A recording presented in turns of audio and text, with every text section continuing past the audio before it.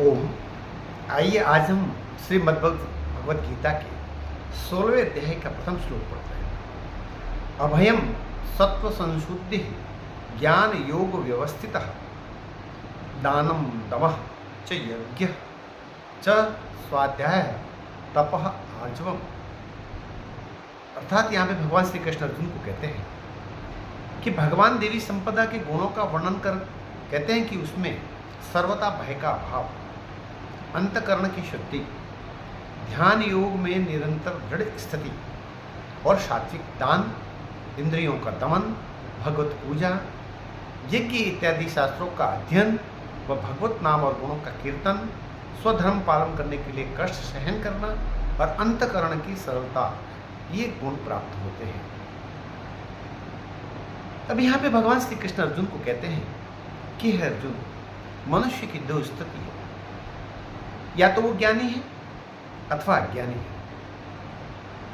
जिसने परम सत्य को जान लिया है, अपने भीतर की आत्मा को पहचान लिया है, वह पुरुष ज्ञानी है।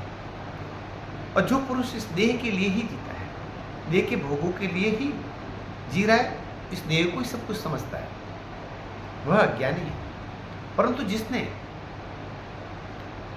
परम सत्य स्वरूप परमात्मा का अनुभव किया है, उस महापुरुष में कुछ लक्षण अवश्य स्पष्ट दिखाई देते हैं। उसको स्पष्ट करते हुए भगवान कहते हैं कि हे अर्जुन, उसमें अभयम, उसमें किसी प्रकार का भय नहीं रहेगा। विशेष रूप से मृत्यु का भय समाप्त हो जाता है। साथ ही अंतकरण की शुद्धि हो जाती है, मन पवित्र हो जाता है, परमात्मा के ध्यान में निरत रहता है, सात्विक वृत्तियां हो जाती है, दान देने की वृत्ति, इंद्रियों के वो वशीभूत नहीं रहता, वरन वो इंद्रियों को अपने वशीभूत रखता है। भगवान की पूजा, यज्ञ यथा शास्त्रों जो भी कर्म होता है उसको करने में तत्पर होता है। स्वधर्म का पालन करने में चाहे कितना ही कष्ट उठाना पड़े, उसका वह उस स्वधर्म का वो पालन करता है।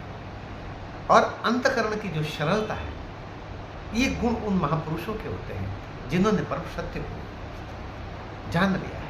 इसके ठीक विपरीत जो अज्ञानी पुरुष है, जिसने इस देह को ही सब कुछ मान लिया है, उनमें ये गुण प्रकट नहीं होते। ये ठीक उनके विपरीत होता है। इसलिए भगवान श्री कृष्ण अर्जुन को कहते हैं कि हे अर्जुन,